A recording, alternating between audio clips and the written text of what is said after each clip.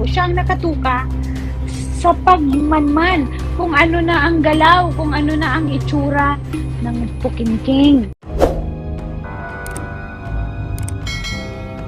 Kisuyo, mga kaibigan ko, share natin tong ano, dahil nang makita ng mga kinauukulan kung paano sila nagpapaanak. So wala silang respeto sa nararamdaman nung nanganganak. Pinipilit nila pa rin ibuka. Kaya pala namamatay ang mga sagol days old lang dahil ano na, may mga sumabog ng mga organs yun sa loob. Binibigay nila noong una is yung lana na.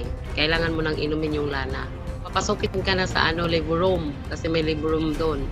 O so hihiga ka na. Pag first timer o tinutulungan nilang mga anak, dapat sila magtutulungan sa iyo, mga anak.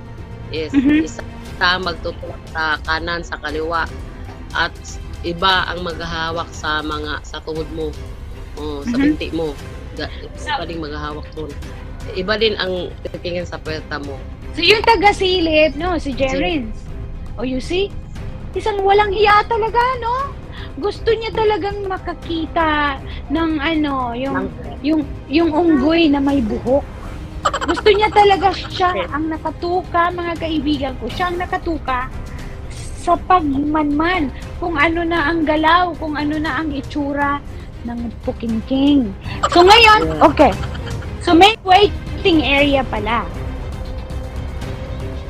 Yes, may waiting area na kung saan doon inilalagay yung kapanganganak lang. Okay, tapos kung mag-labor ka na, papasok ka na sa labor room. Doon ka na manganganak. Tapos doon mo makikita yung mga gamit nila na ipainom sa'yo.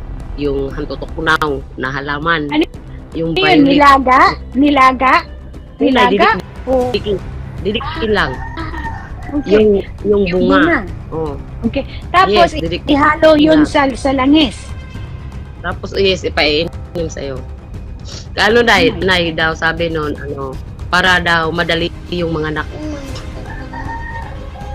Para daw madali kang mga anak. Yun yung sabi. Parang induce. Yun. Jesus Maria. Yun yung sabi. Oh my gosh. Ang nag-prescribe noon is yung Diyos. Yeah. Siya talaga. Saan niya naman nakuha yung idea na ganun? Hindi namin Siguro, alam na kasi marami ang alam niya siguro ang alam niya dahil mantika nga dudulas lang kaya painumin. But anong kinalaman ng bunga ng puno ng hantutuknaw? Induce daw na yun yung induce instead na yung induce tinatarak sa dextrose, di ba? Ito daw yung halaman parang induce daw na gamot. Padaling labor palabas ng bata. Ito, makakatulong daw ito. Okay. Para madaling lumabas yung bata. Okay, may ininom na. Pero bakit bubugbugin? Bakit bubugbugin ang buntis at ipupush kung meron ang nainom na pampadulas? Dapat katulad hindi ng pinsan ko. Oo, katulad ng pinsan ko, ininom na niya lahat pero hindi pa rin lumalabas yung bata. Kasi pinapakinggan niya yung sakit sa tiyan niya at hindi siya marunong umiri. So tinulungan siyang i-push, dalawa yung nag-push sa tiyan na, sa kanan at sa kaliwa. Tapos kabilaan. Kabilaan. So ganong push na force, ganon kalakas. Nakaganon yung kamay. Biro mo yan. Nakaganon. Oh my God. Oh my gosh. Biro mo yan, no? Kaya natin to ginawa dahil ayaw ko ng haka-haka lang. Ayaw ko nang nakasulat. Gusto kong makita talaga nila kung ano ang mga pinagagawa at kaya pala namamatay ang mga sagol days old lang dahil may mga sumabog ng mga organs yun sa loob. So, may mga pati din ang nanay, yung mga namamatay na nanganganak, ganun din siguro na, oh my goodness, ganun kalakas, uupuan mo pa sa tiyan ang buntis?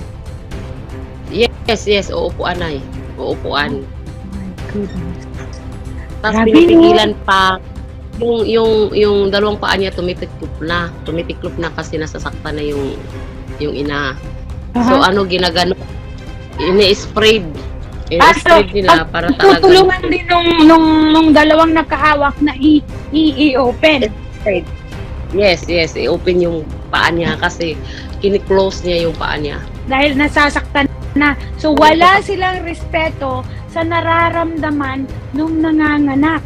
Pinipilit nila pa rin ibuka. You see that? Mga bastos? Mga bastos? Saan? Oh my God, sana nabuntis si Jerins at gagawin nyo din yung gano'n, no? Wala, nabuntis nga. Dapat gano'n ang gagawin ninyo. Ang kapal ng mukha, no? Kaya nung lumabas yung bata na yun, namatay. So patay Namatay yung ang bata, no? Patay na nung lumabas. Oh, may buhay pa. Lumabas siya ng hapon, 10 kinabukasan, namatay siya. Nagsisisure yung bata na yun, nagsisisure. Oh, Yes. of course, di ba, no? Oh my gosh. Kaya, akisuyo, mga kaibigan ko, share natin tong dahil nang makita ng mga kinauukulan kung paano sila nagpapaanak. So, masasagot yung tanong ni para kung may mahukay man sila, yun ang kung paano namatay yung bata. Yes, Nay. Yun ang nila, na alam na nila na ganun, baka ang ikinamatay may nag-explode na organ sa loob at mga lasog-lasog na yung mga katawan.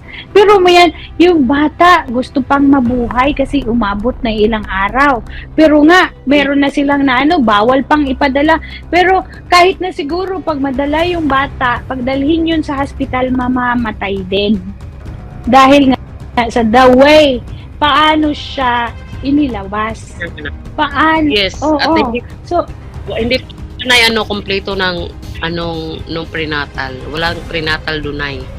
Kasi bawal kaming bumaba. Yung anak ko na pinanganak ko dun, walang prenatal.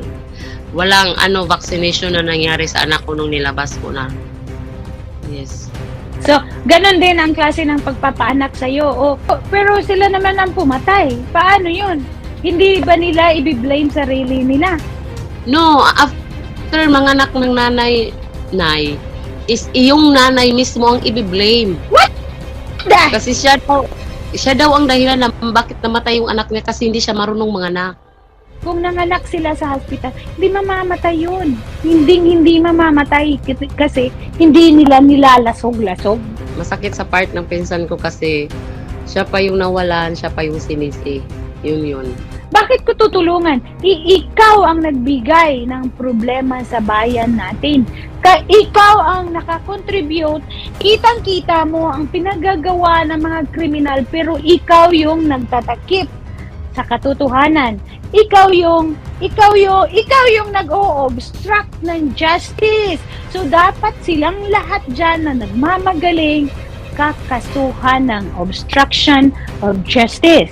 Nilipat nila ang anak ni Taing, wala na silang maalala kung ano ang date.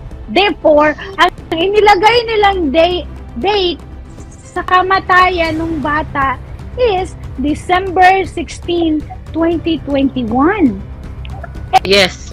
Which is bagyo. Yes. Bagyo na napakalakas, bagyong Udet.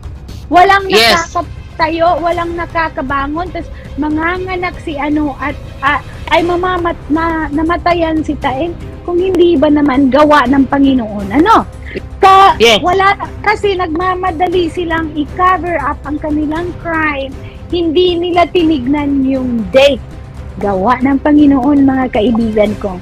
Paghukay sa libing ng anak ni Taeng, wala nang makitang mga buto or kaya kumuha ng buto ng iba at inilagay doon.